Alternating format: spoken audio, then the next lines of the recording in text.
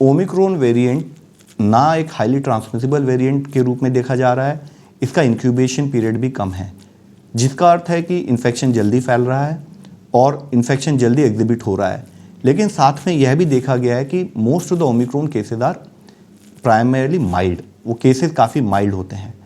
अब यहाँ ज़रूरी ये है कि जो दुनिया की और देश की जो existing scientific community related evidence है, उससे क्लियरली पता लगता है कि जो हमारी अब तक की अप्रोच कोविड-19 मैनेजमेंट की रही है वह इसके लिए भी एप्लीकेबल है।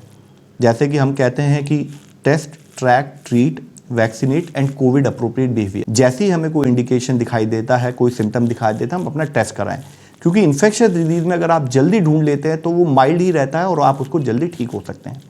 दूसरा फोकस है कंटेनमेंट यानी कि ट्रैकिंग पर। तो आपके जो भी लोग जिनके आप संपर्क में हैं उनको अवगत कराएं, वो भी आइसोलेशन में रहें, सिम्टम्स हो वो भी टेस्ट कराएं ताकि इन्फेक्शन ना फैले।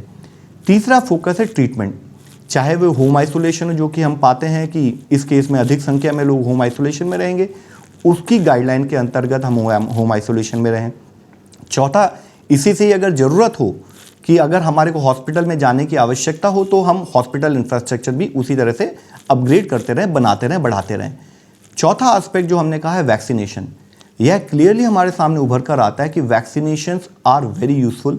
वैक्सीनेशन के द्वारा इन्फेक्शन के स्प्रेड को कम किया जा सकता है, वैक्सीनेशन के द्वारा हॉस्पिटलाइजेशन की आवश्यकता कम होती है और वैक्सीनेशन के द्वारा ही हम यह भी इंश्योर कर सकते हैं कि सीवियर केसेस ना आएँ, तो उस पर हमारा कार्य बना रहे। और आखिरी कंपोनेंट जो कि जिसमें कि हम कहते हैं समाज के हर वर्ग की हमारे साथ एक भागीदारी हो, कोविड अप्रोप्रिएट बिहेवियर। इन्फेक्शन अपने आप नहीं फैलता जब तक हम उसे मौका ना दें, तो हम ध्यान रखें कि हम मास्क हो, 2 गज की दूरी हो, इन प्रिंसिपल्स को, रेस्पिरेटरी हाइजीन के प्रिंसिपल्स को, और अपने जो जिस तरह से हमको अपने आप को समाज में बनाया रहना है, हम इन्फेक्शियस डिजीज़ को समझते हो उसके अनुरूप पालन करें।